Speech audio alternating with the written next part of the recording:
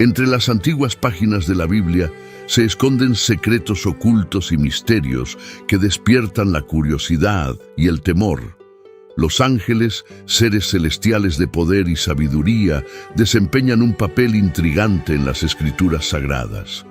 Sin embargo, existe un grupo de ángeles que permanecen envueltos en un velo de misterio y enigma, los Ophanini, los ángeles más misteriosos en la Biblia.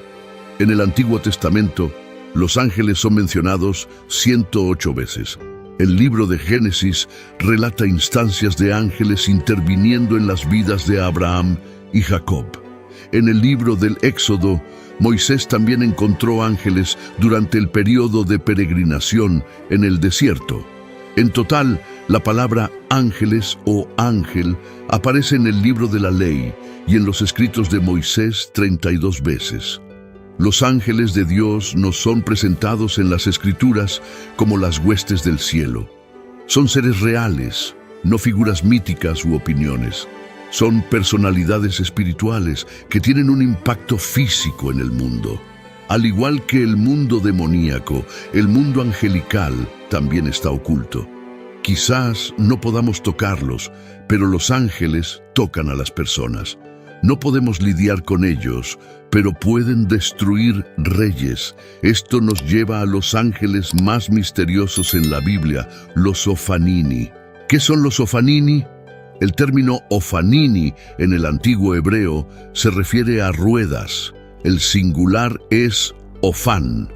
Claro, las ruedas se mencionan varias veces en el Antiguo Testamento y los Ophanini pueden referirse a ruedas normales en un carro o carreta.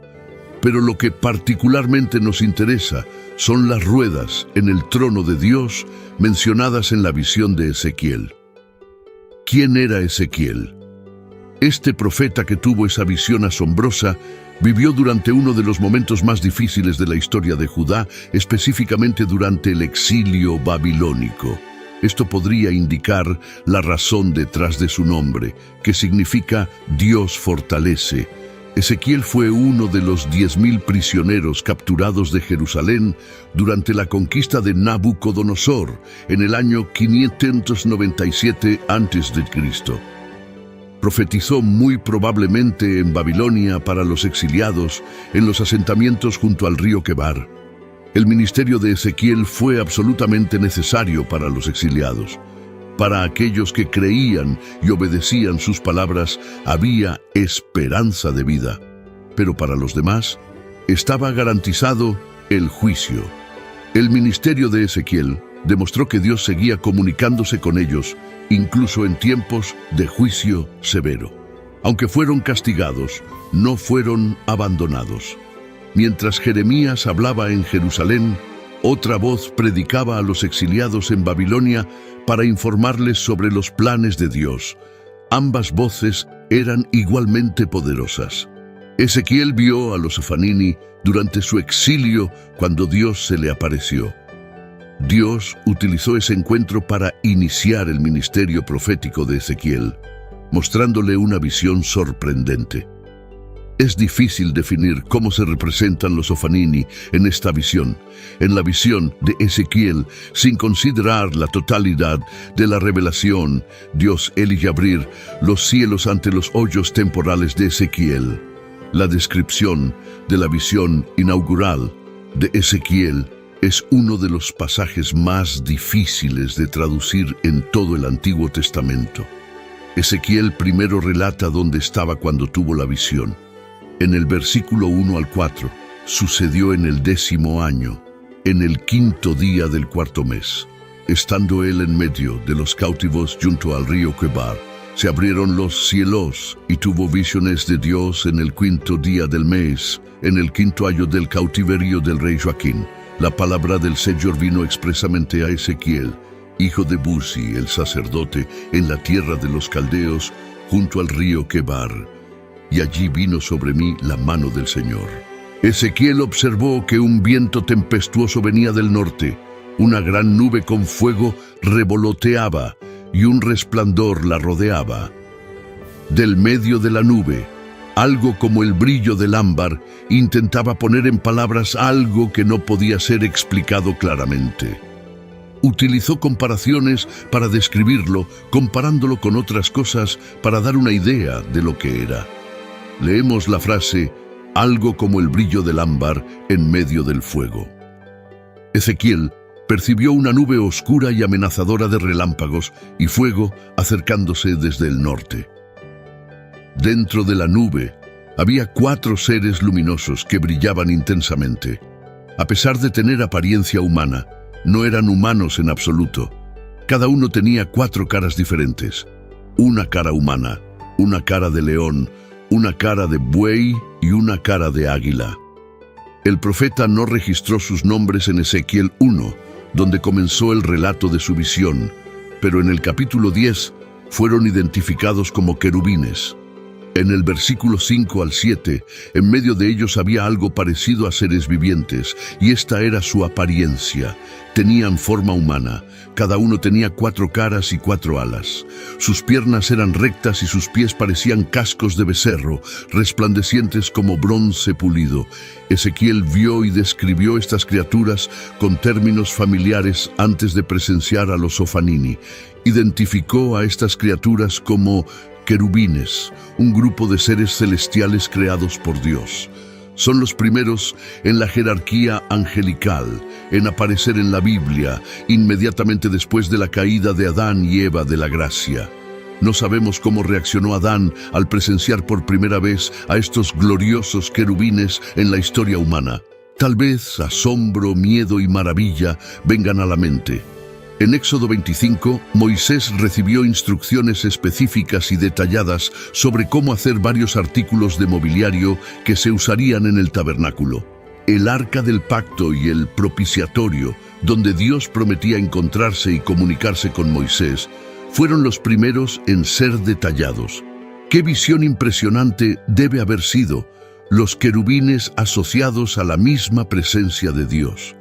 Y aquí, Ezequiel ve a los querubines en la presencia de Dios. Constantemente glorifican a Dios. Aunque los artistas han pintado a los querubines, el plural de querubín, como pequeñas criaturas angélicas y regordetas, la Biblia los describe como asistentes del trono de Dios y ejecutores de su voluntad. En Ezequiel 1, versículos 8 y 10, debajo de sus alas, en las 4 caras, cada uno tenía manos de hombre, y las 4 tenían alas. Y el aspecto de sus caras era el siguiente: las 4 alas estaban juntas, y sus caras no se volvían cuando caminaban, pero cada uno de ellos avanzaba con la apariencia de sus rostros, uno humano, posiblemente representando inteligencia, uno de león, representando fuerza, uno de buey, representando servicio, y uno de águila, representando elevación. Estas criaturas tenían alas y estaban listas para ir a donde el Espíritu las llevase. El Señor quería que Ezequiel comprendiera que Él está en todas partes. Aunque Ezequiel se encontrara en una tierra de cautiverio, no estaba solo. Dios estaba con él. Como creyentes en Dios, podemos encontrar consuelo en el hecho de que Él siempre está con nosotros, sin importar dónde estemos o qué desafíos enfrentemos. La idea de que Dios está presente en todas partes nos brinda paz mental, sabiendo que siempre está con nosotros. En Ezequiel 1, 11 y 14 se describen sus rostros y alas. Cada uno tenía 2 alas que tocaban las de otro ser y 2 cubrían su cuerpo. Estos seres avanzaban en línea recta, sin necesidad de voltearse, mientras estaban en medio de los seres vivientes.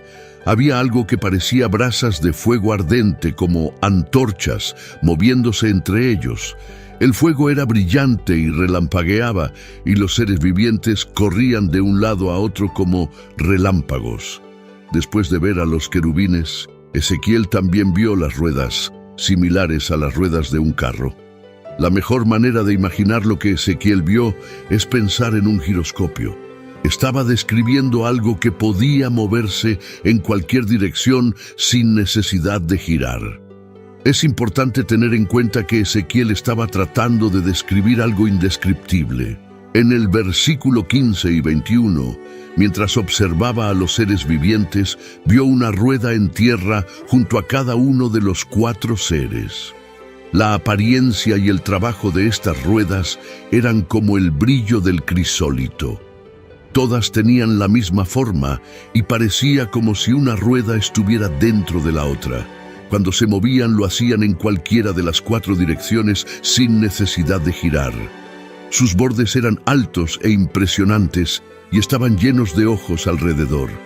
Cada vez que los seres vivientes se movían, las ruedas se movían con ellos, y cada vez que se levantaban del suelo, las ruedas también se levantaban. A donde quiera que el espíritu estuviera a punto de ir, iban en esa dirección, y las ruedas se levantaban en consecuencia, ya que el espíritu de los seres vivientes estaba en las ruedas. Ezequiel continuó describiendo la interacción constante entre las ruedas y los querubines. Donde quiera que los querubines fueran, las ruedas los seguían. Ezequiel afirmó que el Espíritu de Dios se manifestaba en todo esto que estaba ocurriendo.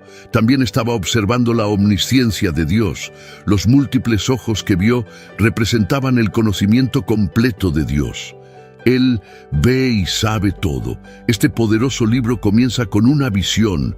Ezequiel recibe una revelación de Dios sobre 4 figuras angelicales en esta visión. Dios llama al profeta para ser su portavoz y vigilante de los hebreos exiliados. Esta visión es la primera de 4 en el libro. Ezequiel describe esta primera visión en detalles vívidos. Como todos los líderes eficaces, él hablaba claramente. Un pastor alguna vez dijo que si estás confundido en el púlpito, Ezequiel proporcionó visiones a través de analogías y luego aplicó esas visiones. Comunicó una imagen y luego compartió su perspectiva. Las visiones divinas siempre ayudan a un líder y a las personas a moverse en la dirección correcta. Una visión divina también parece incluir estos componentes. El espíritu de los seres vivientes estaba en las ruedas, de modo que los seres se movían en la dirección en que las ruedas se movían. Fue realmente una visión impresionante, con las grandes ruedas, las criaturas vivientes, el fuego ardiente y los ojos en los bordes de las ruedas. Esta imagen marcante representa la providencia de Dios, siempre en acción, proyectando con complejidad, nunca errando y nunca retrasándose. Lo que Ezequiel describe en este pasaje es difícil de visualizar en su totalidad. Presumiblemente es la imagen de un magnífico trono de Dios, una escena de movimiento y actividad continua, no solo por parte de las criaturas vivientes, sino también por parte del propio trono de Dios. La sensación es que las ruedas y su funcionamiento podían moverse en cualquier dirección, pero no había caos ni desorden en sus movimientos. Un comentarista bíblico popular afirmó que, como una esfera, podían moverse en cualquier dirección sin necesidad de un mecanismo de dirección. En Ezequiel 1:22 al 28, sobre las cabezas de las criaturas vivientes había algo parecido a un firmamento, con un brillo increíble como el del cristal extendido sobre ellas. Las alas estaban desplegadas una hacia la otra, y cada una tenía también 2 alas, produciendo un sonido como el de muchas aguas cuando se movían, semejante a la voz del Todopoderoso, el sonido de una multitud, como el ruido de un campamento militar. Cada vez que se detenían, vallaban las alas, y una voz provenía de encima del firmamento que estaba sobre sus cabezas. Cuando se detenían y vallaban las alas, se veía algo similar a un trono sobre el firmamento, con apariencia de lapislázuli. Sobre lo que parecía un trono en lo alto, había una figura semejante a un hombre. Desde la cintura para arriba, tenía algo como metal brillante, como fuego alrededor de él, y desde la cintura para abajo, algo como fuego, con un resplandor alrededor de él, semejante al arco iris que aparece en las nubes en un día lluvioso. Esta era la apariencia de la semejanza de la gloria del Señor. Cuando vi esto caí rostro en tierra y escuché una voz que hablaba. Finalmente, Ezequiel vio la cámara en el cielo e intentó describir las visiones y los sonidos de la criatura. Luego, se dio cuenta de un trono ocupado por alguien con apariencia humana, pero que se asemejaba más a las llamas que a la materia física. Solo imagina la gloria y el esplendor que había. Ezequiel vio un arco iris alrededor del trono de Dios. Dios le dio a Noé el arco iris como promesa después del diluvio. Juan vio el arco iris antes de la tormenta. Ezequiel presenció un arco iris en medio de la tempestad que simbolizaba la alianza y promesa de Dios, así como su poder divino. El mensaje transmitido es sobre el magnífico poder de Dios. Él estaba consolando a Ezequiel, asegurándole que Él está en control y que no hay nada que esté fuera de sus capacidades. La omnipotencia de Dios significa que ningún problema o dificultad que enfrentemos está más allá del poder de Dios para intervenir. Puede que no podamos manejarlo, pero Dios sí puede. No necesitamos preguntarnos. Cuando Ezequiel cayó postrado, fue expuesto a la gloria de Dios, la manifestación externa de su presencia divina. Cuando alguien experimenta la magnificencia y grandeza del Señor, la única respuesta natural es inclinarse con reverencia. Durante los desafiantes tiempos del ministerio de Ezequiel, Dios le recordó una visión para tranquilizarlo, asegurándole que aún estaba en control de su trono en los cielos. A pesar de estar lejos de Jerusalén, él sabía que Dios estaba con él. De la misma manera, los creyentes hoy pueden sentirse como si estuvieran exiliados en esta era actual. En el mundo actual hay un aumento de maldad y comportamiento inmoral. Incluso las personas que asisten a iglesias pueden parecer aceptar las enseñanzas de la Biblia. Sin embargo, podemos encontrar consuelo en la descripción de la magnificencia de Dios dada por Ezequiel. Tal vez no veamos las ruedas como él las vio, pero sabemos que Dios está con nosotros, donde sea que estemos y pase lo que pase. Él lo sabe todo y puede hacer cualquier cosa. Además, nos ha dado su Espíritu Santo para ser nuestro ayudante. Debemos tener estas verdades en mente y permanecer firmes en nuestra fe en Él durante estos tiempos desafiantes hasta el día en que seamos llamados a unirnos a Él en el cielo. Puede ser difícil visualizar lo que Ezequiel vio y expresó en este pasaje. La descripción de los múltiples ojos es similar a cómo Juan describió a los propios querubines en Apocalipsis 4:6 de la Nueva Versión Internacional. En medio y alrededor del trono había 4 seres vivientes, llenos de ojos por delante y por detrás. La sensación es de un conocimiento y una inteligencia excelentes. Las 4 ruedas y sus movimientos se alineaban con los 4 querubines. Mientras giraban, estaban interconectados de tal manera que Ezequiel pudo escribir que el espíritu de los seres vivientes estaba en las ruedas. Los Ofanini también se mencionan de manera similar en Ezequiel 10. Ezequiel llegó a entender que el carro o trono de Dios estaba en movimiento. La imagen puede parecer extraña para los lectores modernos, pero es importante recordar que esta es una experiencia visionaria. Las características surrealistas pueden superar el realismo en estos pasajes. El trono de Dios está montado sobre ruedas dentro de ruedas, en ángulos cruzados, de modo que el trono puede moverse en cualquier dirección sin tener que girar. Los Ofanini han sido motivo de fascinación para muchos y, más tarde, escritores apocalípticos judíos les dieron vida propia. Las ruedas finalmente fueron reconocidas como un tipo separado de ángel conocido como Ofanín.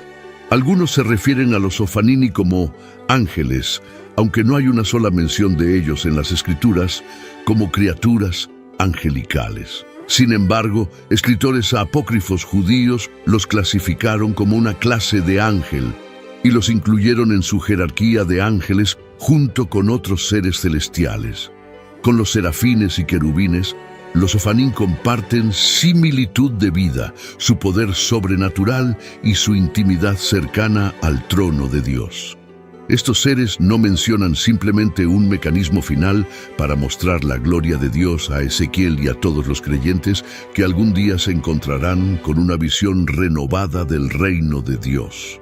Lo que los Ofanín revelan sobre Dios, tanto en apariencia como en funcionamiento, es asombroso.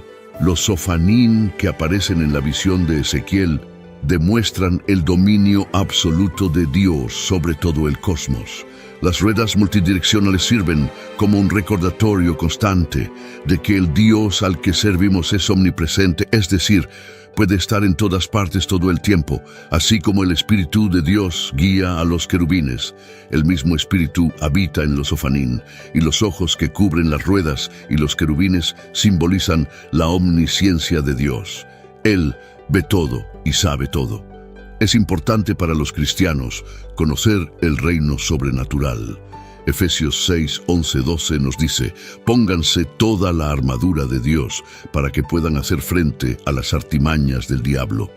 Porque nuestra lucha no es contra seres humanos, sino contra poderes y autoridades, contra los dominadores de este mundo de tinieblas, contra las fuerzas espirituales del mal en las regiones celestiales. Dios desea que los creyentes estén conscientes del mundo más allá de lo que nuestros ojos temporales pueden ver, para que, en el poderoso poder del Señor, estemos preparados para enfrentar las artimañas que el enemigo ha preparado. En la sociedad actual, el extremismo está presente.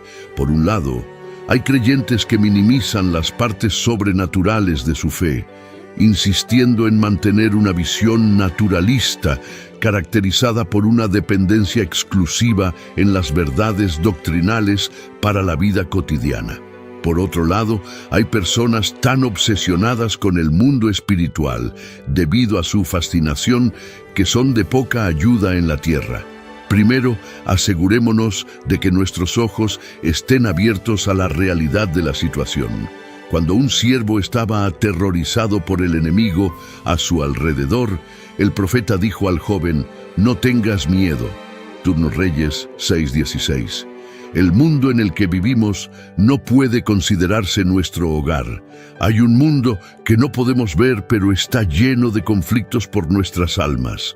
Cuando decidimos investigar la Biblia y buscar la perspectiva de Dios sobre lo sobrenatural, nos acercamos al establecimiento del reino de Dios. Ezequiel tuvo claramente una visión, y Dios consistentemente le proporcionó visiones inusuales que lo llevaron a hablar de manera inusual, desde manos y rollos descendiendo del cielo hasta 4 abominaciones cometidas en el templo: vides, águilas, leones, huesos secos y fuego. Ezequiel tenía imágenes extrañas pero memorables. Estas imágenes a menudo venían con interpretación divina e instrucciones sobre cómo debía comunicar la palabra de Dios al pueblo. Ezequiel siguió de cerca el axioma del liderazgo sobre visión: ver claramente, mostrar de manera creativa y decir constantemente. A pesar de la respuesta del pueblo, Ezequiel permaneció firme en sus convicciones y valores fundamentales. El término «hijo del hombre» se usó aproximadamente 90 veces para referirse a Ezequiel y enfatiza que él es solo un mensajero del soberano divino del universo, que planificó todos los eventos que iban a suceder y que no podían ser detenidos.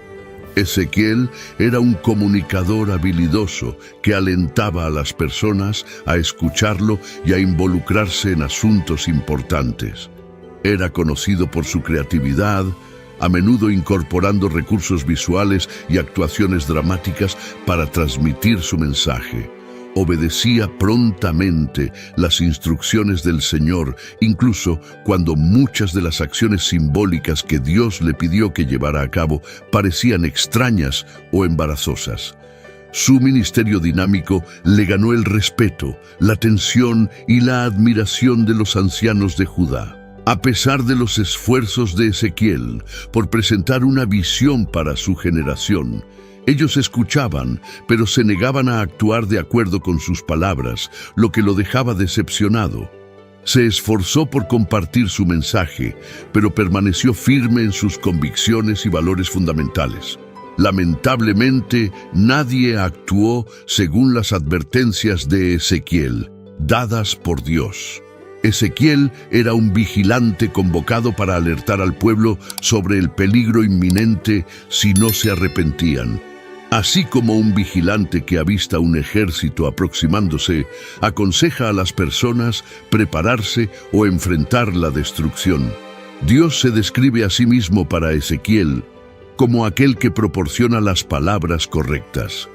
Es el director de este gran drama que Ezequiel representa. Él es el autor del guión que Ezequiel debe leer al pueblo y es el autor que cierra el telón cuando la obra termina, un final en forma del ejército babilónico invasor, cuando ya es demasiado tarde para que las personas descubran que la obra no es simplemente una representación. El propósito de los ángeles, en primer lugar, es cumplir la palabra de Dios. Los ángeles son los anfitriones en la actuación de Dios. Siguen la palabra de Dios para asegurar su cumplimiento. En la Biblia, la frase «El Señor de los ejércitos lo cumplirá» se usa frecuentemente cada vez que se da una profecía notable que no puede ser explicada humanamente. Los ángeles de Dios tienen licencia para llevar a cabo todo lo que sale de la boca de Dios. Son las tropas de ataque que enfrentan a los oponentes. Siempre obtienen respuestas y son victoriosos después de cada acción. Además, complacen a Dios. Salmo 103, 20-21. Bendigan al Señor ustedes, sus ángeles poderosos, que cumplen sus órdenes y obedecen su palabra. Bendigan al Señor todos sus ejércitos celestiales, ustedes, sus siervos, que hacen lo que le agrada. Los ángeles están comprometidos a obedecer los mandamientos de Dios, por lo que pueden ser enviados a realizar todo lo que Dios ha ordenado. La palabra dice, díganle a los justos que les irá bien, que disfrutarán de las recompensas de sus buenas acciones. Isaías 3:10. Además de los ofanín, los ángeles tienen diferentes jerarquías. En un sentido general, el grupo más grande de ángeles se llama ángeles regulares. La mayoría de las veces que se mencionan los ángeles en la Biblia se refiere a estos ángeles no identificados. Hablar de ángeles comunes puede parecer una contradicción en términos.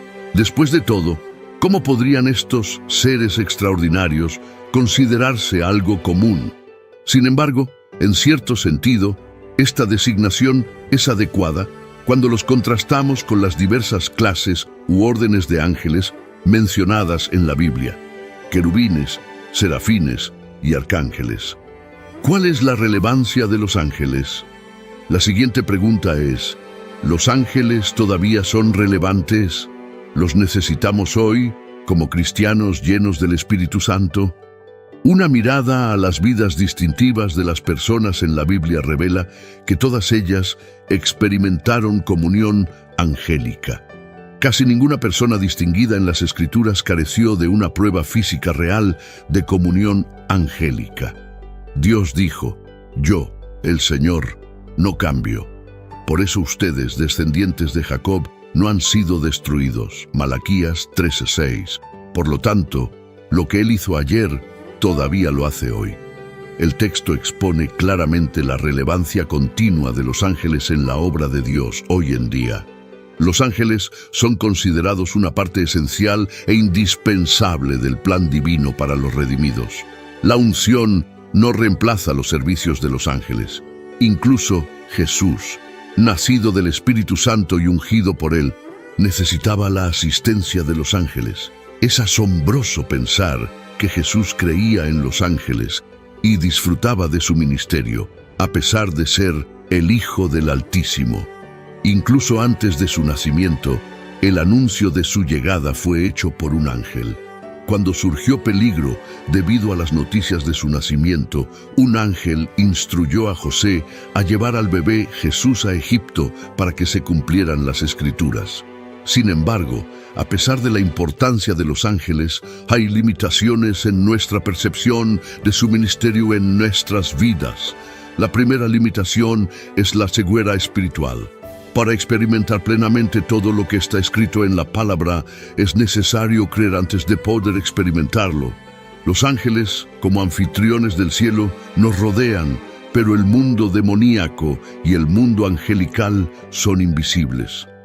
Debemos reconocer que los ángeles pertenecen a una dimensión de creación que apenas comprendemos. En este reino, las restricciones son diferentes a las que Dios ha establecido en nuestro mundo. Dios ha otorgado a los ángeles un conocimiento y una movilidad superiores a los de los seres humanos. La Biblia nos informa que los ángeles, como los hombres, también fueron creados por Dios. El reino de los ángeles es tan vasto como la creación de Dios.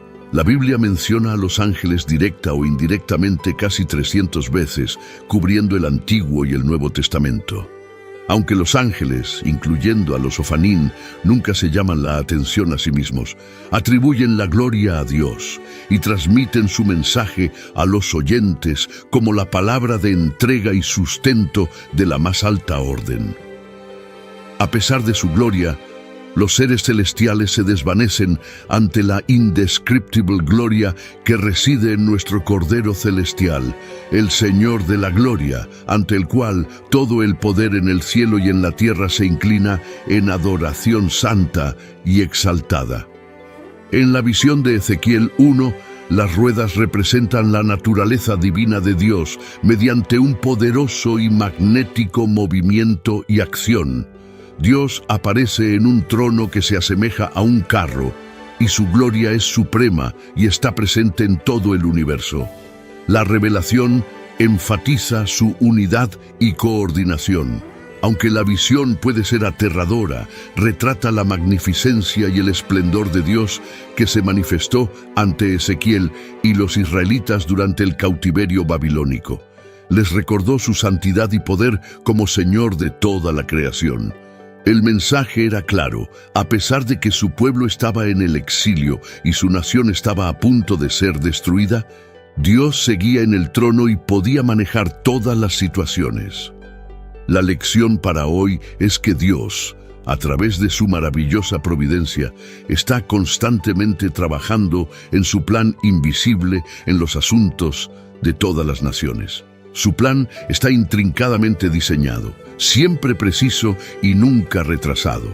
Romanos 8:28. En este video, titulado La verdadera historia de los ángeles en la Biblia, exploraremos el fascinante destino de los ángeles caídos en la tierra. Analizaremos pasajes clave que nos revelan la batalla cósmica entre las fuerzas del bien y del mal, la caída de Lucifer y su influencia entre otros ángeles. ¿A dónde fue Jesús después de su muerte? ¿Al infierno Hades o al cielo? Jesús estaba a punto de emprender el viaje más increíble que dejaría asombradas a las personas durante siglos, pero las puertas de ese viaje eran la cruz. El libro de Lucas cuenta la historia del viaje final de Jesús hacia su muerte, desde su oración en Getsemaní, donde su fe en Dios se confirmó, hasta la cruz, donde Jesús dijo: «Todo está consumado». En la cruz inclinó la cabeza y entregó su espíritu antes de ser retirado y enterrado en una tumba cercana. Su cuerpo sin vida permaneció en la parte superior de la cruz hasta que finalmente fue retirado. Por otro lado, su espíritu estaba en otro lugar. ¿A dónde fue su espíritu? ¿Fue al infierno o al cielo? Existe cierta controversia sobre el paradero de Jesús, o más específicamente, la ubicación de su espíritu durante los 3 días entre su muerte y resurrección. En la discusión sobre dónde estaba Jesús durante esos 3 días, se menciona otro pasaje que es 1 Pedro 3, 18-21. Estos versículos constituyen uno de los textos más desconcertantes e intrigantes del Nuevo Testamento. Jesús es la personificación de lo que significa sufrir por hacer el bien con la intención de llevarnos a Dios y restaurar nuestra relación rota y muerta con Él. Él, siendo justo, sufrió por todos nosotros, que somos injustos. El objetivo de todo esto era llevarnos a Dios. De hecho, Cristo murió por los pecados de una vez por todas, el justo y recto por el injusto e inicuo, el inocente por el culpable, para llevarnos a Dios. Había sido puesto a muerte en la carne, pero vivificado en el Espíritu. En el Espíritu, Él también fue y predicó a los espíritus ahora en prisión, que en otro tiempo desobedecieron cuando la gran paciencia de Dios esperaba en los días de Noé, durante la construcción del arca. En ella, unos pocos, es decir, 8 personas, la familia de Noé, fueron llevadas a salvo a través del agua, lo que corresponde a nuestro bautismo, que no es la eliminación de la suciedad del cuerpo, sino un llamado a Dios para tener una conciencia buena y clara, demostrando lo que creemos que es nuestro a través de la resurrección de Jesucristo. A pesar de que Jesús murió en su cuerpo, el Espíritu Santo pudo resucitarlo de entre los muertos a través del sufrimiento divino. Jesús predicó a los espíritus en prisión con la ayuda del Espíritu Santo. Parece que esto se hizo después de que Jesús muriera, pero antes de que resucitara de entre los muertos. Jesús realmente predicó a los espíritus en Hades. Sí, es correcto. Se considera que Hades es el reino de los muertos y Jesús aparentemente fue allí a entregar su mensaje. Es bastante fascinante pensar en ello, ¿verdad? Leemos predicar a los espíritus en prisión.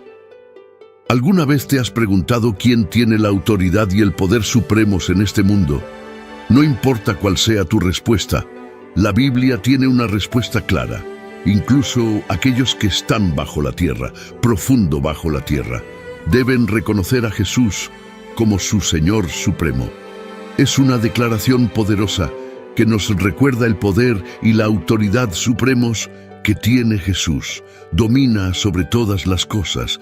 Es un pensamiento que nos humilla, pero también nos brinda esperanza y consuelo al saber que tenemos un Señor amoroso y poderoso que tiene el control de todo. Filipenses 2:10. Así, en el nombre de Jesús, toda rodilla se doblará en sumisión, ya sea en el cielo, en la tierra o debajo de la tierra. Contemplamos la totalidad absoluta de la creación, reconociendo la superioridad sin igual de Jesucristo. Leemos acerca de aquellos que están debajo de la tierra. Cierra los ojos e imagina un mundo donde los difuntos que descansan en el seno de la tierra pueden ser despertados a la vida una vez más por el poderoso poder de Cristo. Suena como una escena directamente sacada de una novela cautivadora, ¿verdad? Toda rodilla debería doblarse, toda lengua debería confesar. La combinación de lenguas confesando y rodillas doblando da testimonio de la completa sumisión a Jesús, tanto en palabra como en acción, y es algo que se requiere de todos. Imagina una escena donde personas de todas las clases se reúnen, sus lenguas confesando y sus rodillas doblando en completa sumisión a Jesús. Es una imagen poderosa que habla de una conexión profunda, una creencia unificada y una fe inquebrantable. Todos estamos obligados a entregarnos completamente a Él, no solo en palabras, sino también en acciones. Esta idea de rendición total a Jesús es tanto humillante como empoderadora, y es algo que puede inspirarnos a todos a vivir vidas más significativas debido a la totalidad de este reconocimiento de la deidad de Jesús. Debido a la totalidad de esta afirmación de la deidad de Jesús, numerosas personas imaginan que esto tendrá lugar formalmente después del juicio final, cuando todas las criaturas en el cielo e infierno se vean obligadas a arrodillarse y declarar que Jesucristo es el Señor. La identidad de los espíritus aquí, los espíritus en prisión, está claramente identificada. ¿Quiénes eran? Aquellos que fueron desobedientes en los tiempos de Noé. ¿Cuándo fueron desobedientes? En los tiempos de Noé. Aunque la mayoría de 1 Pedro es fácil de entender, hay un problema. Estos versículos tienen al menos 314 interpretaciones diferentes. Como dice la Escritura, Jesús fue resucitado de entre los muertos por el poder del Espíritu Santo, con el cual fue y predicó a aquellos que fueron desobedientes en los días del diluvio de Noé. Unas pocas versículos después, Pedro dice: por eso se les anunció la buena nueva aún a los muertos, para que, aunque sean juzgados en la carne como los hombres, vivan según Dios en el Espíritu. 1 Pedro 4:6. Aunque todas las demás escrituras indican que es imposible, algunos han utilizado erróneamente este texto para respaldar la enseñanza de más oportunidad de redención en la vida después de la muerte. La muerte sella nuestro destino. La muerte marca el comienzo de un abismo inmenso, pero aquí, aparentemente, Jesús predicó a aquellos que habían muerto. ¿Cómo se puede comprender según el texto? Es evidente que Jesús estaba activamente, se comunicaba con otros y permanecía consciente durante el tiempo entre su muerte y resurrección. Las personas con las que se comunicaba también estaban completamente conscientes y participaban en la comunicación con él. Es interesante señalar que hay muy poca discusión sobre lo que sucedió el sábado durante la Semana Santa, ya que generalmente terminan el viernes y se reanudan el domingo, por lo que nunca se nos dice qué estaba haciendo Jesús el sábado. Es una creencia común que Jesús estuvo inactivo e inconsciente después de su muerte y antes de su resurrección, ya que su cuerpo permaneció en la tumba. Sin embargo, es importante señalar que a pesar de su muerte física, su espíritu seguía muy vivo después de su fallecimiento. Fue al mundo de los muertos y predicó allí. Puedo imaginar a Pedro encontrándose cara a cara con Jesús en el primer domingo de Pascua y preguntándole a Jesús: ¿dónde demonios has estado? En respuesta, Jesús le dice que no ha estado en la tierra, sino en Hades, que es el mundo de los muertos.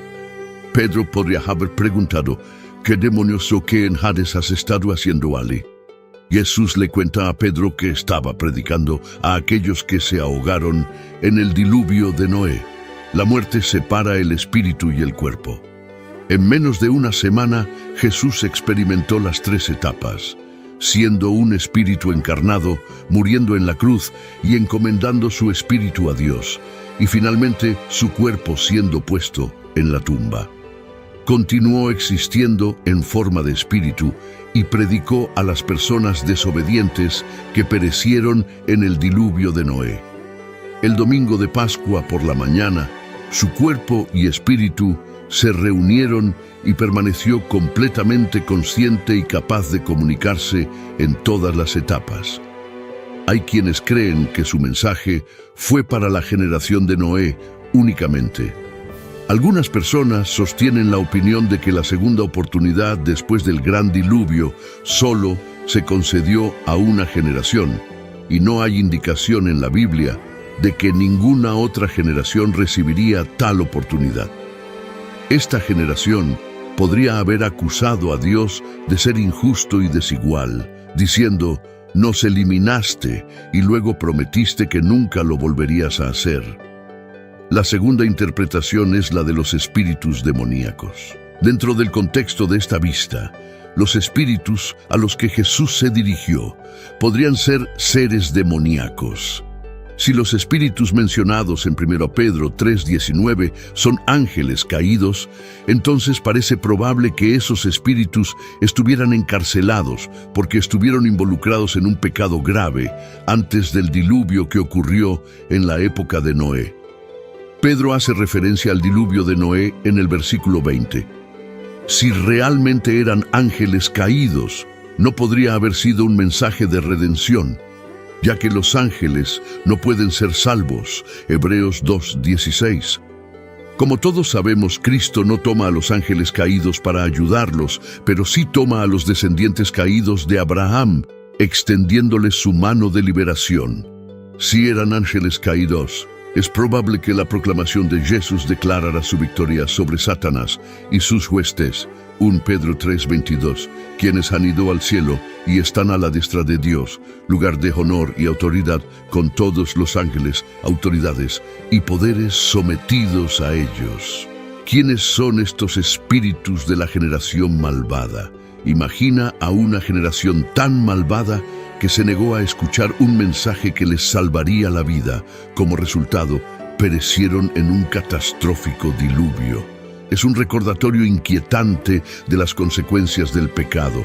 El pecado de estas personas, según la palabra, fue desobediente, rebelde, incapaz de persuadir y descreído.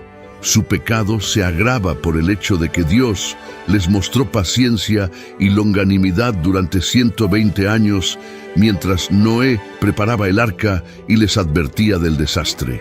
Como resultado, se ahogaron y sus espíritus fueron arrojados al infierno, conocido como prisión. Sin embargo, Noé y su familia obediente fueron salvados en el arca debido a su fe. Pedro 2:5. Este interesante pasaje fue escrito por Pedro. Los cristianos tienen un particular aprecio por su primera carta, conocida por su calidez y cercanía. Curiosamente, el nombre original de Pedro era Simón, que significaba caña, y era bastante común. Sin embargo, cuando conoció a Jesús, le dieron el nombre de Pedro, que era mucho menos común y significaba roca. Este cambio de nombre simbolizaba la transformación del carácter de Pedro que Jesús veía en él. Pedro fue uno de los dos primeros a quienes Jesús llamó a seguirlo. Inicialmente era un hombre fácilmente influenciable, como una caña movida por el viento, pero después de que Jesús lo dejó, se volvió tan sólido como una roca. Pedro fue el primero en todas las listas de los 12 y fue el portavoz no oficial del grupo. Los evangelios retratan claramente el carácter de Pedro, que tenía muchas fortalezas, como ser encantador, ansioso, impulsivo y enérgico.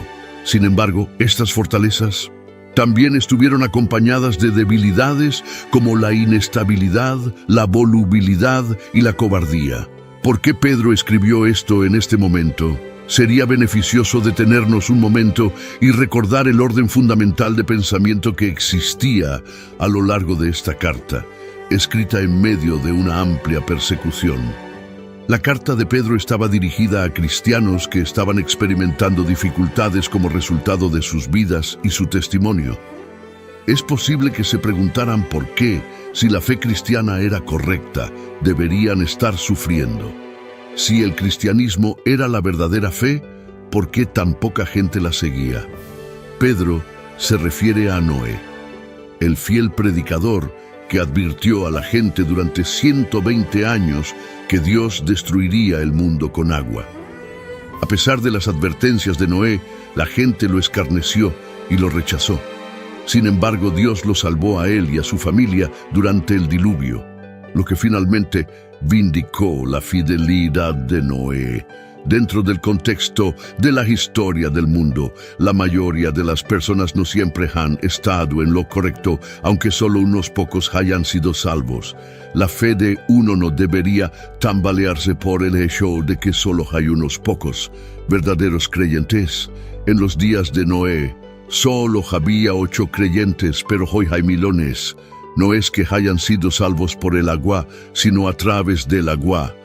No fue el agua lo que los salvó, sino el juicio que Dios llevó a cabo para llevarlos a la seguridad. El arca es una representación del Señor Jesucristo, una imagen del juicio de Dios representada por el diluvio de agua. El arca fue el único medio por el cual uno podía ser salvo. Aquellos que estaban dentro de la estructura fueron los únicos que sobrevivieron al diluvio. Todos los demás que estaban fuera del edificio perecieron. Así como Cristo es la única manera de salvación, aquellos que están en Cristo están tan salvados como Dios mismo puede hacerlos. Las personas que están afuera están completamente perdidas. El arca sirvió como refugio seguro para las personas en proceso de pasar a través del agua del juicio. El arca fue sometida a la fuerza total de la tormenta, así como Cristo soportó la furia del juicio de Dios contra nuestros pecados. Para aquellos que están en Él, no hay juicio. Juan 5:24. Había agua por todos lados alrededor del arca, agua que caía sobre ella y agua debajo de ella. El arca estaba rodeada de agua. Por otro lado, transportaba a sus creyentes a través del mar a un lugar seguro en una creación renovada.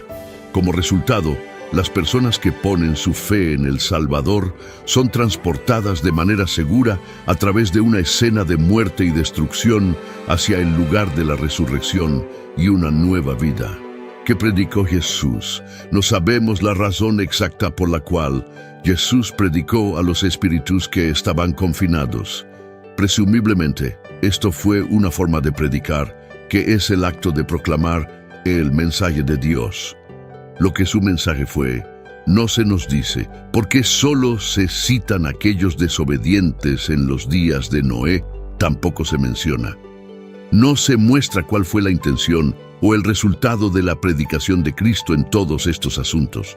Podemos construir nuestras propias conclusiones, pero no tenemos una regla para nada que roce la enseñanza dogmática. 3 días después, su cuerpo y espíritu se reunieron y resucitó de entre los muertos. Jesús regresa a la tierra en resurrección. La muerte no pudo retenerlo. La resurrección de Jesucristo es la primera vez en la historia humana que alguien ha resucitado de entre los muertos y nunca volverá a experimentar la muerte. Algunos de los resucitados más tarde sucumben a la muerte por segunda vez. La Biblia nos dice que el Espíritu Santo resucitó a Jesús de entre los muertos. Romanos nos dice que el Padre resucitó a Jesús de entre los muertos. Romanos 6:4. Por lo tanto, hemos sido sepultados con Él por el bautismo en la muerte, para que así como Cristo fue resucitado de entre los muertos por la gloria y el poder del Padre, también nosotros podamos andar habitualmente en novedad de vida, abandonando nuestros viejos caminos.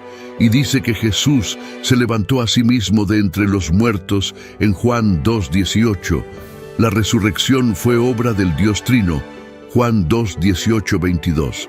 Entonces los judíos le respondieron: ¿qué señal nos muestras como prueba de que tienes autoridad para hacer estas cosas?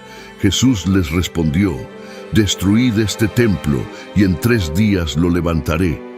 Entonces los judíos dijeron: 46 años se tardaron en construir este templo, ¿y tú lo levantarás en 3 días?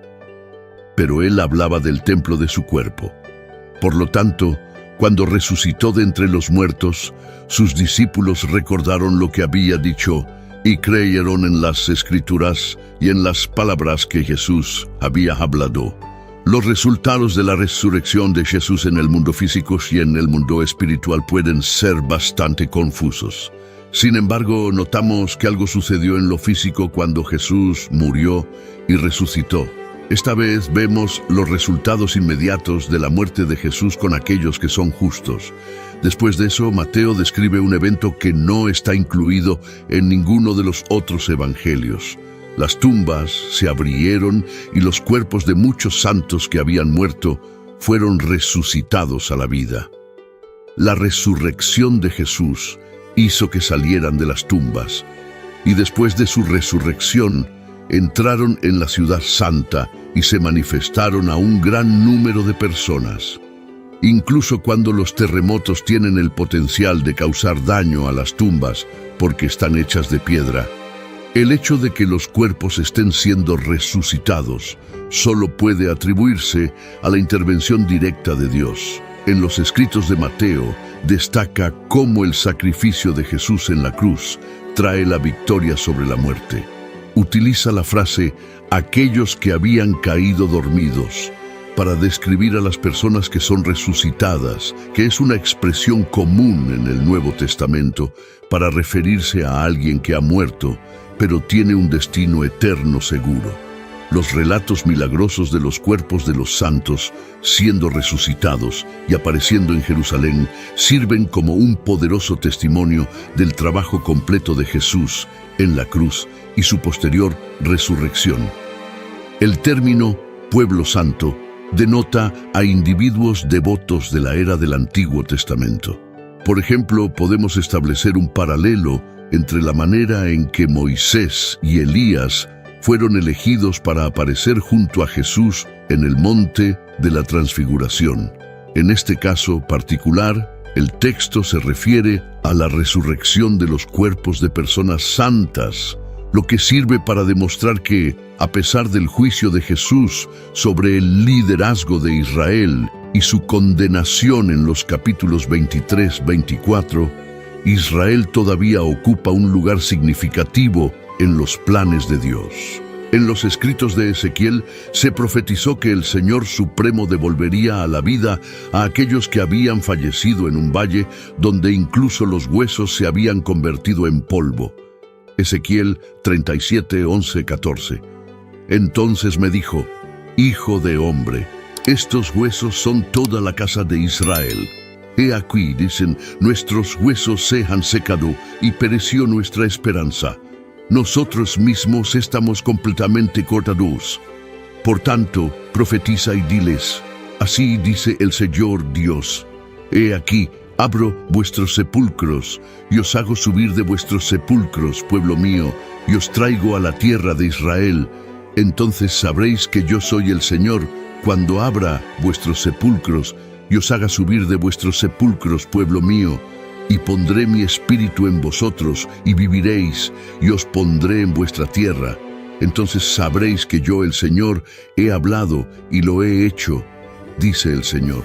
Mateo deja este evento sin adornos, porque su significado es claro. Derek Tidball relaciona la resurrección de estos santos como un anticipo de la resurrección a la que todos los creyentes pueden anticiparse. A través de la muerte de Jesús ha llegado un nuevo día, un día en el que la muerte ha sido vencida por la muerte y la resurrección a la vida eterna ha sido posible. Mateo no responde a todas las preguntas que nos gustaría que se respondieran sobre estos eventos milagrosos, pero al narrarlos, presenta un testimonio unificado de la confirmación sobrenatural de la identidad de Jesús. ¿Dónde está Jesús ahora? ¿Dónde reside Jesús? Encontramos la respuesta a esto después de la resurrección. Jesús le dijo a los discípulos que no quería que sus corazones se preocuparan por todo esto, aunque era legítimamente preocupante para ellos. Juan 14, 1, 2. No se turbe vuestro corazón, creéis en Dios, creed también en mí. En la casa de mi Padre muchas moradas hay. Si así no fuera, yo os lo hubiera dicho. Voy pues a preparar lugar para vosotros. El pensamiento parece ser: me voy y no podréis verme, pero que vuestro corazón no se turbe. Creéis en Dios, creed también en mí de la misma manera. Aquí hay otra afirmación importante de igualdad con Dios. Juan 14, 2, 4. En la casa de mi Padre muchas moradas hay. Si no fuera así, yo os lo hubiera dicho, porque voy a preparar lugar para vosotros. Y si me voy y preparo lugar para vosotros, vendré otra vez y os tomaré a mí mismo, para que donde yo estoy, vosotros también estéis. La casa del Padre se refiere al cielo, donde hay muchas moradas. Es lo suficientemente grande para acomodar a todos los redimidos. Si no fuera así, el Señor se los habría dicho. Voy a preparar lugar para vosotros. Significa que el Señor va delante y hace preparativos para su venida, porque los ama y está seguro de que vendrán. Me voy habla de la propia planificación e iniciativa de Jesús. No lo llevaron a la cruz, Él fue allí. Pensaban que su muerte era una calamidad imprevista. Cristo les enseñó que era el camino de su propia planificación. Volveré otra vez para recibiros a mí mismo. Durante el tiempo de Jesús en la tierra, prometió que volvería por sus discípulos. Esto no solo era en el sentido de su pronta resurrección o la venida del Espíritu Santo. Jesús también tenía en mente la gran reunión de su pueblo al final de los tiempos. No debían pensar que él había dejado de ser cuando no podían verlo. Solo había ido a otro lugar permanente para preparar su venida, y además volvería para recibirlos. Leemos que donde yo estoy, vosotros también estéis. Todo el enfoque del cielo está en estar unidos a Jesús. El cielo es cielo no por las calles de oro, las puertas de perla o incluso la presencia de los ángeles. El cielo es cielo porque Jesús está allí. Nos consuela saber que, mientras Él nos prepara un lugar, también nos prepara para ese lugar. Este hermoso verso deja claro que el Señor Jesucristo es el mismo el camino al cielo. No solo muestra el camino, Él es el camino. La salvación está en una persona. Acepta a esa persona como tuya y tienes la salvación. El cristianismo es Cristo. El Señor Jesús no es simplemente uno de muchos caminos, es el único camino. Nadie viene al Padre sino por Él. Cristo es el único camino a Dios. No los 10 mandamientos, la regla de oro, las ordenanzas, ni la membresía en la iglesia. Entonces el Señor es la verdad. No es simplemente alguien que enseña la verdad. Él es la verdad. Él es la encarnación de la verdad. Aquellos que tienen a Cristo tienen la verdad. No se encuentra en ningún otro lugar. Cristo Jesús es la vida. Él es la fuente de la vida, tanto espiritual como eterna. Aquellos que lo reciben tienen vida eterna, porque Él es la vida. Leemos: Señor, no sabemos a dónde vas. ¿Cómo, pues, podemos saber el camino? El hecho de que Tomás explicara su confusión de manera tan clara y honesta es algo que deberíamos apreciar. Pensábamos que Jesús simplemente iba a otro lugar, como si fuera a otra ciudad. El cielo es un hogar maravilloso al que vamos. Jesús dijo: voy a preparar lugar para vosotros. En la casa de mi Padre muchas moradas hay. Nuestro hogar, cuando venimos a la casa de Dios, es el hogar, y Jesús está preparando nuestro hogar eterno. El Señor volverá nuevamente al aire, cuando aquellos que han muerto en la fe serán resucitados. 1 Tesalonicenses 4, 13, 18. Pero no queremos que ignoréis, hermanos, acerca de los que duermen, para que no os entristezcáis como los otros que no tienen esperanza. Porque si creemos que Jesús murió y resucitó, así también traerá Dios con Jesús a los que durmieron en Él. Por lo cual os decimos esto en palabras del Señor, que nosotros que vivimos, que habremos quedado hasta la venida del Señor, no precederemos a los que durmieron. Porque el Señor mismo con voz de mando, con voz de arcángel y con trompeta de Dios, descenderá del cielo. Y los muertos en Cristo resucitarán primero. Luego nosotros, los que vivimos, los que hayamos quedado, seremos arrebatados juntamente con ellos en las nubes para recibir al Señor en el aire, y así estaremos siempre con el Señor. En el aire, y así estaremos siempre con el Señor. Por lo tanto, confórtense unos a otros con estas palabras. Jesús hizo planes para que el Espíritu Santo completara la obra que Él había comenzado. La Escritura demuestra que la ascensión de Jesús fue un regreso literal y corporal al cielo. Mientras se elevaba lentamente desde el suelo, fue recibido en una nube mientras sus discípulos y otros espectadores asombrados lo miraban con admiración mientras ascendía. Luego aparecieron 2 ángeles y prometieron el regreso de Cristo de la misma manera que lo habían visto irse. Hechos 1:1. Y dijeron: varones galileos, ¿por qué estáis mirando al cielo? Este mismo Jesús, que ha sido tomado de vosotros al cielo, vendrá de la misma manera que le habéis visto ir al cielo. Esto marcó el fin de las limitaciones humanas que Jesús tenía durante su ministerio terrenal. Algunos de los atributos que poseía como Dios habían sido suspendidos temporalmente, pero ahora la suspensión había terminado. Su gloria celestial regresó, un vistazo de la cual se vio en la transfiguración. El lugar de Jesús está a la diestra de Dios, el lugar de honor divino. Otros pasajes que indican la presencia de Jesús en el cielo son Lucas 22, 69. Pero desde ahora, el Hijo del Hombre estará sentado a la diestra del poder de Dios. Momentos antes de su muerte, Esteban tuvo una visión en la que miró al cielo y vio la gloria de Dios y a Jesús de pie a la diestra de Dios. Según la Biblia, Jesús reside actualmente en un lugar real, conocido como el cielo, un reino de gloria y hogar de Dios, los ángeles y todos los hijos redimidos de Dios.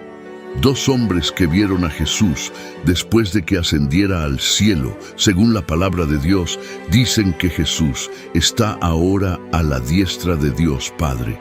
Ahora, el apóstol Pablo se imagina encontrarse cara a cara con Jesús. ¿Qué haría usted? Uno pensaría que sería un día encantador. Sin embargo, fue uno de los días más desafiantes en la vida de Pablo. Antes de su conversión, Saulo era un fariseo de fariseos que perseguía intensamente a los seguidores de Jesús. Según el relato en Hechos, su conversión ocurrió en el camino a Damasco, donde informó haber experimentado una visión de Jesús resucitado.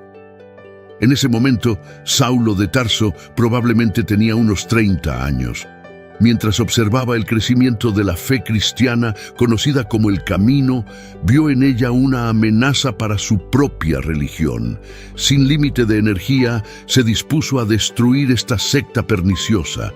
Mientras viajaba hacia Damasco, sucedió que se acercaba a la ciudad y de repente una luz del cielo resplandeció a su alrededor y cayó a tierra y oyó una voz que le decía: «Saulo, Saulo, ¿por qué me persigues?». Él dijo: «¿Quién eres, Señor?». Y él dijo: «Yo soy Jesús, a quien tú persigues. Levántate y entra en la ciudad, y se te dirá lo que debes hacer». Los hombres que viajaban con él estaban completamente desconcertados.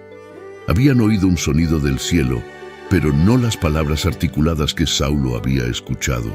No habían visto al Señor, solo Saulo lo había visto y había sido llamado al apostolado. En este momento, el altivo fariseo era llevado de la mano a Damasco, donde estuvo ciego durante 3 días, y durante ese tiempo no comió ni bebió nada. Otro hombre que fue testigo de que Jesús está en el cielo es Juan el Apóstol, como se ve en el libro de Apocalipsis. El título de este libro, Revelación, proviene del evento principal que describe, que es la manifestación de Jesucristo a las personas que viven en la tierra en los últimos días. Apocalipsis se abre con Jesús como el revelador, y Juan debía documentar las cosas que había visto. Juan ve a un Jesús poderoso que no se compara con ningún hombre común. Sin embargo, antes de que Juan contemple a Jesús, primero escucha su voz. Apocalipsis 1:10-13. Yo estaba en el Espíritu en el día del Señor, y oí detrás de mí una gran voz como de trompeta que decía: Yo soy el Alfa y la Omega, el primero y el último, y lo que ves, escríbelo en un libro y envíalo a las 7 iglesias que están en Asia, a Éfeso, Esmirna, Pérgamo, Tiatira, Sardis, Filadelfia y Laodicea. Me volví para ver la voz que hablaba conmigo, y vuelto, vi 7 candeleros de oro, y en medio de los 7 candeleros a uno semejante al Hijo del Hombre, vestido de una ropa que llegaba hasta los pies y ceñido por el pecho con un cinto de oro. Esto fue todo. Juan había visto al Hijo del Hombre, Jesucristo, el honrado. Según Juan, la voz fuerte que escuchó era tan distintiva y llamativa como una trompeta. La poderosa voz pertenece al Alfa y la Omega, el primero y el último, que está al principio y al final de todo. Porque Jesús se identificó a sí mismo con estos nombres en Apocalipsis 1:18. Sabemos que esta fue la voz fuerte de Jesús. El primero y el último es un título que pertenece al Señor Yahvé, el Dios de Israel. Los títulos Alfa y Omega tienen la misma idea que primero y último. Este es uno de los pasajes del Nuevo Testamento donde Jesús claramente afirmó ser Dios. Podemos imaginar lo que pasó por la mente de Juan cuando se volvió. Es probable que el sonido de la voz que escuchó no coincidiera perfectamente con la forma en que recordaba que sonaba la voz de Jesús. Juan lo describió como de una trompeta en Apocalipsis 1:10, pero sabía que era Jesús porque la voz se identificó como el Alfa y la Omega. Después de pasar tanto tiempo con Jesús durante su ministerio en la tierra, Juan finalmente tuvo la oportunidad de encontrarse cara a cara con él después de todos estos años. El título de Jesús, algo semejante al Hijo del Hombre, recuerda a la figura que reinará como agente de Dios, Daniel 7, 13, 14. Además, el rostro de Jesús brilla como el sol. Divinidad brillando como el sol o el relámpago. Los textos judíos hacían lo mismo para los ángeles y otros, pero también para Dios mismo. Apocalipsis 10:1. Después vi descender del cielo a otro ángel que tenía una nube, y el arco iris estaba sobre su cabeza, y su rostro era como el sol, y sus pies como columnas de fuego. Juan continúa en Apocalipsis 1:16, 17. En su mano derecha tenía 7 estrellas, y de su boca salía una aguda espada de 2 filos, y su rostro era como el sol cuando resplandece en su fuerza. Cuando le vi, caí como muerto a sus pies, y él puso su mano derecha sobre mí, diciendo: No temas, yo soy el primero y el último, la absoluta divinidad, el Hijo de Dios. Aunque Juan era un apóstol que había conocido a Jesús mientras estaba en la tierra, quedó asombrado después de ver esta increíble visión. Incluso los 3 años que Juan vivió en la tierra con Jesús no lo prepararon adecuadamente para el momento en que Jesús se le apareció en su majestad celestial. En ese momento, Juan comprendió el poder divino y la majestuosidad que Jesús renunció mientras vivía en la tierra. En este momento, Juan supo qué milagro era que Jesús pudiera ocultar su gloria y autoridad mientras caminaba por esta tierra. Apocalipsis 1:8 presenta a Jesús como el que vive y estuve muerto. Mas he aquí que vivo por los siglos de los siglos, y tengo las llaves de la muerte y del Hades. Jesús consoló a Juan tocándolo compasivamente. Quizás el toque de Jesús se sintió más familiar que su apariencia. Luego, Jesús le dijo a Juan que no tuviera miedo. Juan no tenía razón para tener miedo porque estaba en la presencia de Jesús, que se identificó claramente con 3 títulos. Jesús es el primero y el último, el Dios de toda la eternidad, el Señor de la eternidad pasada y la eternidad futura. Jesús es el que vive y estuvo muerto y vive por siempre jamás. Posee credenciales de resurrección y vive para nunca morir de nuevo. La victoria que Jesús logró sobre el pecado y la muerte es eterna. No resucitó de entre los muertos solo para morir nuevamente. Jesús es el único que posee las llaves del Hades y de la muerte. Algunos creen que el diablo tiene la autoridad o el poder para decidir quién vive y quién muere, pero están evidentemente equivocados, porque solo Jesús tiene las llaves del Hades y la muerte. Jesús posee las llaves de la muerte, y el Cristo resucitado tiene control y autoridad sobre la muerte. Cuando Jesús murió, lo hizo en su propio momento, cuando entregó su espíritu. La noticia de que Jesús ya estaba muerto sorprendió a Pilato, quien tenía autoridad sobre la muerte. Jesús pudo resucitar de entre los muertos después de entregar su espíritu. Además, tiene el poder de liberar a sus seguidores de la muerte para que estén con Él por siempre. La Biblia utiliza con frecuencia la imagen de las llaves como símbolo de autoridad y control. Cualquier persona con una llave maestra para un edificio tiene la autoridad para entrar en cualquier habitación y abrir cualquier puerta en el edificio. En la vida cotidiana, la llave es un símbolo de verdadera propiedad y poder.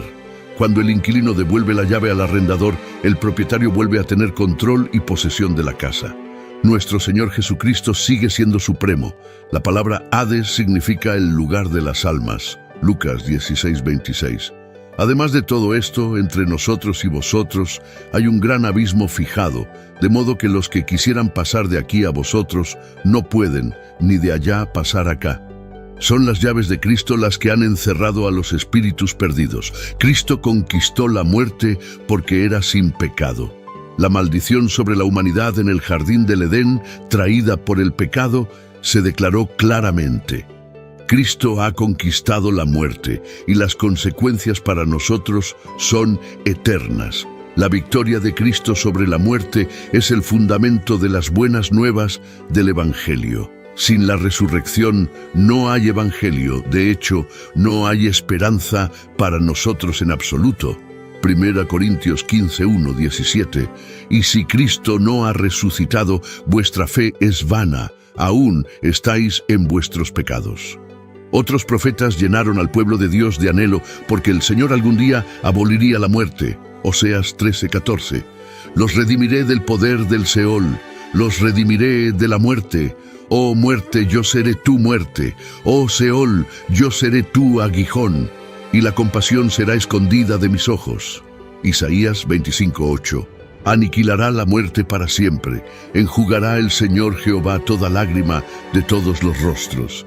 Quitará el oprobio de su pueblo de toda la tierra, porque Jehová lo ha dicho. La muerte era el arma más poderosa y aterradora del diablo contra nosotros, los creyentes. Pero los creyentes son más que vencedores a través de aquel que los amó. Cristo ha conquistado la muerte, y los creyentes se mantienen firmes en las palabras de Jesús. Es imperativo que no olvidemos que el Padre fue quien le otorgó a Jesucristo el derecho de ocupar esta exaltada posición de autoridad y dignidad como recompensa por lo que ha hecho. Observemos lo que ha recibido a cambio por la humillación que sufrió a manos de los hombres. Era el siervo de los siervos, pero ahora es el Rey de reyes y Señor de señores. Se inclinó más bajo que el más bajo y se ha levantado más alto que el más alto. Llevaba la corona de espinas, pero ahora lleva la corona del cielo. Era el siervo de los siervos, pero ahora es el Señor de señores y el Rey de reyes. Adorémoslo. Mientras reflexionamos sobre estas verdades simples pero invaluables, venid y extendamos nuestros tesoros a sus pies y entronémoslo como Señor sobre todo. La verdad es que la gente teme más que nada una cosa, y esa cosa es la muerte, porque para el mundo la muerte es un desconocido. Las personas no salvas sienten miedo cuando consideran lo que les espera. ¿Tendré que rendir cuentas de lo que he hecho o de lo que no he hecho? ¿Arderé en el infierno para siempre o alcanzaré un estado de bienaventuranza eterna? Y no se dejen engañar. El infierno es real, ya sea que la mayoría de la gente lo admita o no. La muerte cambia las vidas de las personas. Después de nuestras vidas en la tierra, los cristianos caminarán en una marcha victoriosa siguiendo a Cristo. No hay razón alguna para tener miedo para cualquier persona que crea en Cristo. Esto debería hacernos decir: adorémoslo, el que tiene las llaves del infierno y de la muerte. Venimos ante su presencia con acción de gracias y nos alegramos en él con cánticos.